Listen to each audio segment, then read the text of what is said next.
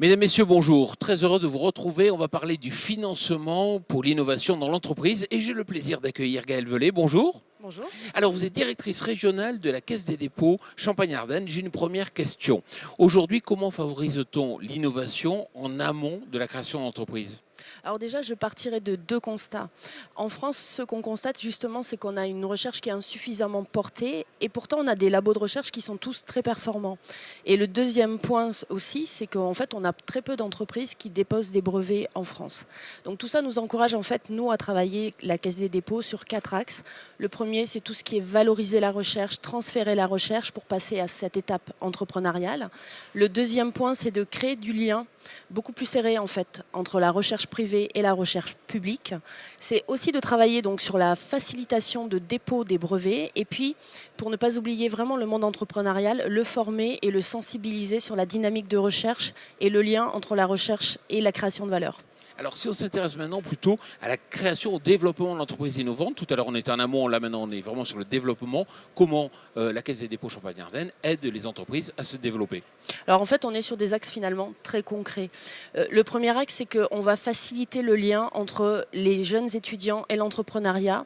On a 2 pôles entrepreneuriat étudiant en Champagne-Ardenne, donc un qui se trouve sur l'URCA à Reims et un autre sur 3. Un deuxième axe, c'est de faire de la synergie entre les différents acteurs de la recherche et de la valorisation. Et là, on travaille aussi avec des SAT. Donc on a 2 SAT en fait. Le territoire champardonnais est assez particulier. Donc 2 SAT, 2 pôles entrepreneuriat étudiant. Et puis on a un troisième axe qui est le financement en fonds propres des entreprises.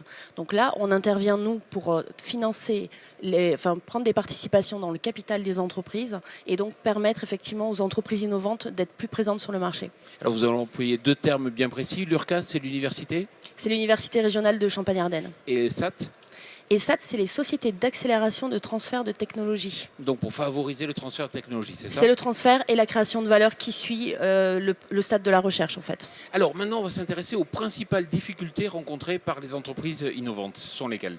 Alors, les entreprises innovantes, en fait, c'est une vraie difficulté pour trouver des financements privés. On a ce qu'on appelle la vallée de la mort. Alors, la vallée de la mort, c'est les 2-3 premières années où les entreprises sont très consommatrices de fonds et ne génèrent absolument aucun revenu. Donc, il faut passer l'étape de ces années-là. Et quand on commence à être investisseur dans une entreprise innovante, on sait qu'il va falloir faire, en fait, 1 tour, 2 tours, 3 tours de financement, 4 tours de financement avant d'arriver sur un potentiel retour. Et il faut aussi qu'on ait un nombre d'investissements importants pour en avoir un qui fonctionne et qui permette de compenser les autres. Et ça, en fait, les investisseurs privés sont très peu sur le marché. Ce qu'on constate aujourd'hui, c'est que si on n'est pas présent avec des fonds publics, on a du mal à faire avancer la recherche et l'innovation dans les entreprises.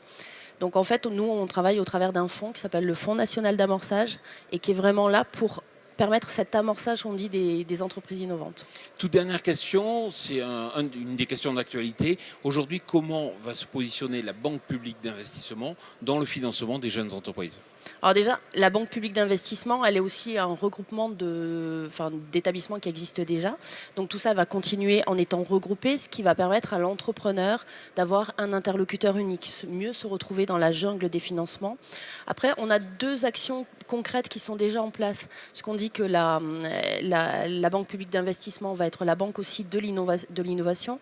Donc on a mis en place un système qui est de préfinancer le crédit impôt recherche. Et puis un deuxième système qui est le prêt pour l'innovation, qui est un prêt sur 7 ans, qui a déjà été mis en place et qui doit faciliter l'innovation dans les entreprises. Gaëlle Velay, merci beaucoup. Je vous en prie. Voilà, je vous retrouve dans quelques minutes.